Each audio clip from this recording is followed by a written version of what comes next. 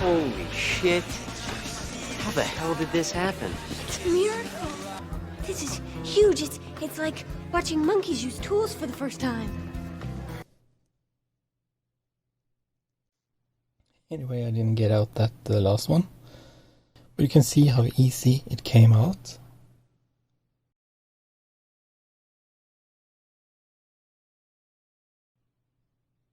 When you have plated through holes, the holes are a bit larger than the pin, so that makes it a lot more easier to desolder.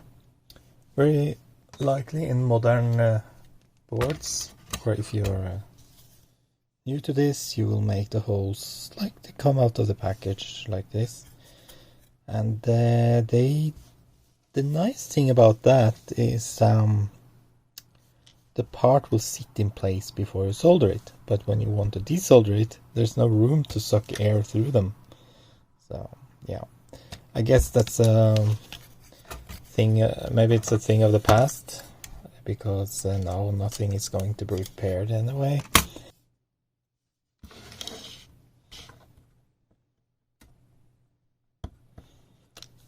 Do it the right way.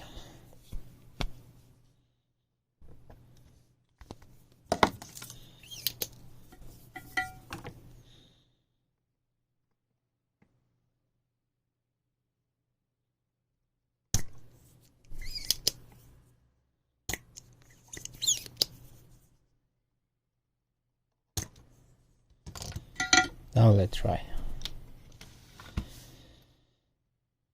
See, there you go. Now it should go there. Haha. And that's it. Thank you for watching. Just a little follow-up on the previous video.